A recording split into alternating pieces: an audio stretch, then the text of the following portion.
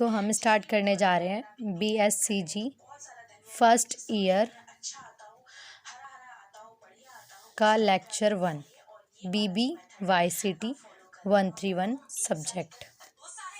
तो फर्स्ट हम स्टार्ट करेंगे माइक्रोब से। तो माइक्रोब्स के वर्ड से ही समझ आता है माइक्रो मतलब क्या होता है, मिनी, स्मॉल थिंग। ठीक है, तो अब इसमें जो हमारा हेडिंग है वो है वायरसेस, यानी हम वायरस के बारे में पढ़ने वाले हैं जिसका general account and economic importance. Microbes small things which we can't see by naked eyes. Micro का मतलब मिनी हो गया, मिनी चीज़ें वो जिनको हम अपनी आँखों से नहीं देख सकते, वो इतने स्मॉल होते हैं, उनको हम माइक्रोब्स बोलते हैं। ठीक है, वायरसेस क्या होते हैं, जैसे कॉमन वायरसेस होते हैं हमारे running nose, common cold, fever, cough etcetera, ये हमारे कॉमन वायरसेस होते हैं। और viruses can be identify as small obligate intracellular particle seen only by E microscope that infect and take over the host cell to replicate। जो viruses हैं हम उसको कैसे आइडेंटिफाई कर सकते हैं, जो कि स्मॉल थिंग और स्मॉल ऑब्लिकेट होते हैं। ठीक है, और इंट्रासेल्युलर बहुत सारे सेलों से मिलकर बने होते हैं जो वायरसेस होते हैं हमारे, और scene only by E microscope because वो इतने छोटे साइज़ में होते हैं, इतने छोटे होते हैं कि हम उनको अपनी नॉर्मल आइज से देख ही नहीं सकते हैं। ठीक है, अब हम आते हैं according to Carl's rules 3 domain of life. According to Carl's के रूल से जो लाइफ है उसकी 3 डोमेन में बटी हुई है, जैसे आर्किया, बैक्टीरिया, यूकेरियोटा। आर्किया और बैक्टीरिया जो सिंगल सेल्ड होते हैं, जो सिंगल सेल होते हैं उनको क्या बोलते हैं, नो डिफाइंड न्यूक्लियस। ठीक है, और यूकेरियोटा होता है वो मल्टी सेल्यूलर होता है जो वेल डिफाइंड होता है न्यूक्लियस में। ठीक है, जो आर्किया और बैक्टीरिया वो सिंगल सेल्ड है, इस वजह से वो वेल डिफाइंड भी नहीं है, और यूकेरियोटा जो मल्टी सेल्यूलर में है तो वेल डिफाइंड और न्यूक्लियस होना तो उसका है ही।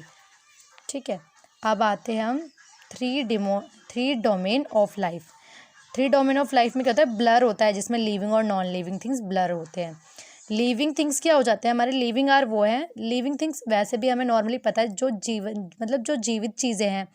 लिविंग थिंग्स मीन्स जो सांस ले सकती हैं, जो रिप्रोड्यूस कर सकती है, ग्रो कर सकती है और इन्वायरमेंट पे डिपेंड भी करती है।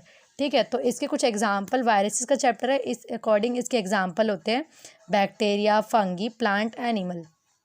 ठीक है, ह्यूमन तो है ही लिविंग थिंग्स, ये तो नॉर्मल सी बात है। तो viruses are made up of genetic material, DNA और आरएनए। जो वायरसेस है जो हमारे ह्यूमन बॉडी के अंदर होते हैं वो नॉर्मली डीएनए और आरएनए पे डिपेंड करते हैं। ठीक है, जो मेटाबॉलिक में ही एक्टिव रहते हैं और जो कि active only in host cell. Mostly ये मतलब क्या है इसका, ओनली यानी कि सिर्फ ये एक्टिव होता है जब होस्ट सेल में होते हैं, और जब ये एक्टिव होते हैं तो ये मेटाबॉलिक की पोजीशन में होते हैं।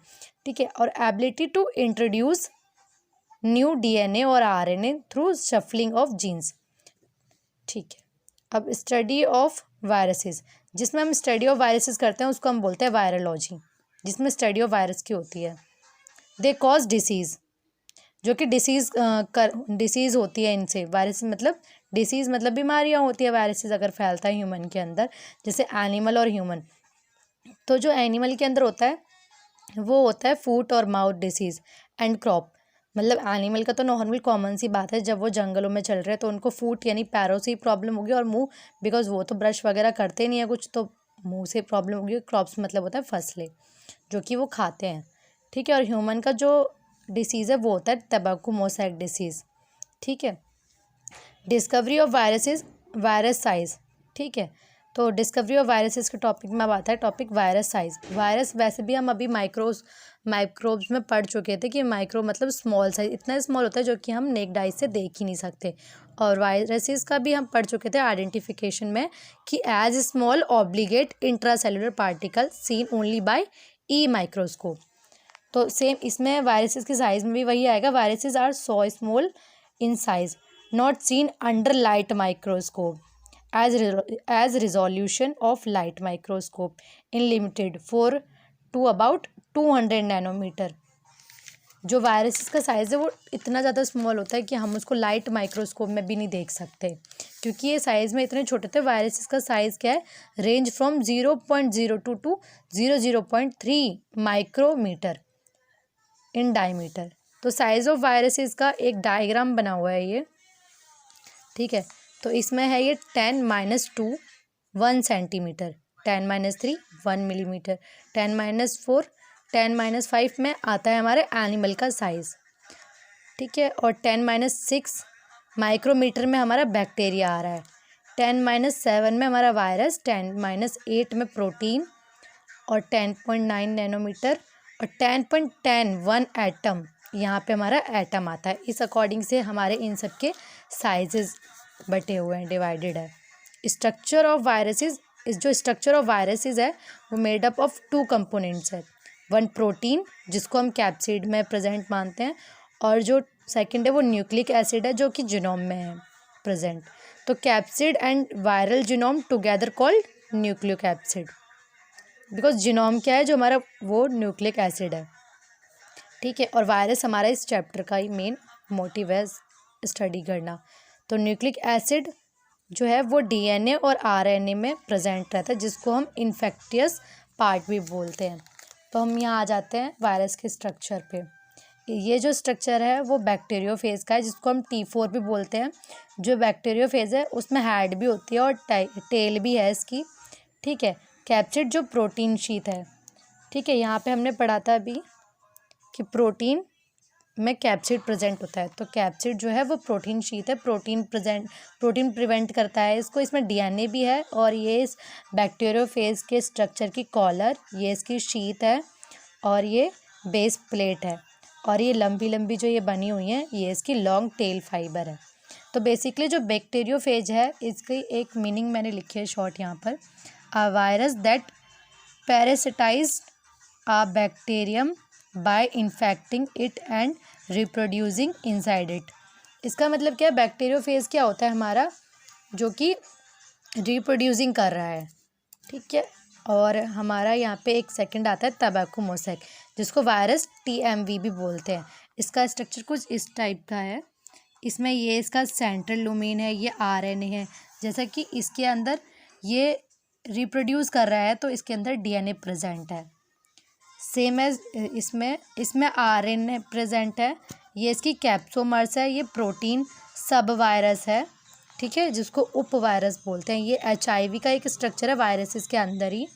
तो ये HIV का स्ट्रक्चर कुछ इस तरह का है। ये इसकी एनवेलप है, ये इसकी एनवेलप प्रोटीन है, ये इसकी एंजाइम है, ये कैप्सिड है, इसमें जो प्रोटीन शीट होती है, ठीक है। और ये जो बना हुआ है वो RNA प्रेजेंट है इसमें। अब जो हम पढ़ने वाले नेक्स्ट है द कैप्सिड। कैप्सिड का मतलब पढ़ने वाले, कैप्सिड मेनली क्या था, प्रोटीन। तो जो प्रोटीन कोट होता है जो प्रोटेक्ट करता है वायरल जीनोम को, वायरल जीनोम मतलब न्यूक्लिक एसिड को, against chemical and physical damage. जो फिजिकल और केमिकल डैमेज से प्रोटेक्ट करता है वो कैप्सिड होता है, जो कि प्रोटीन होता है उसके अंदर present.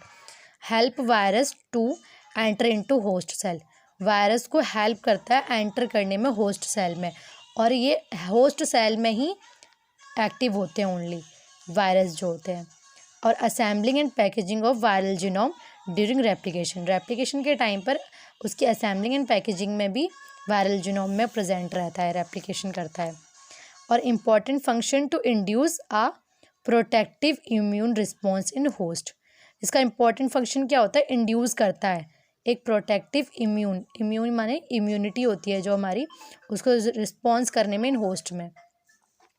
Capsid act as a antigen in host and invoke an antibodies based immune system that is first layer of defence from infection. जो कि कैप्सिड है वो प्रोटीन, हमारा प्रोटीन प्रेजेंट होता है उसमें, और एंटीजन एक एंटीबॉडी में जो होती है उसमें इम्यून सिस्टम को पहुंचाने में हेल्प करता है, जो कि first layer of defence from infection होता है, इन्फेक्शन से बचाने के लिए भी प्रोटेक्ट करता है उसको, ठीक है। Antibodies look into the outer surface, जो एंटीबॉडी है वो लुक क्या करती है, मतलब आउटर सरफेस पे दिखती है उसके प्रोटीन ऑफ वायरस मतलब वायरस के ऊपर जो प्रोटीन की शीट होती है उसमें एंटीबॉडीज मतलब उसकी सरफेस पे दिखती है और ये प्रिवेंट करती है एंटरिंग होस्ट सेल को।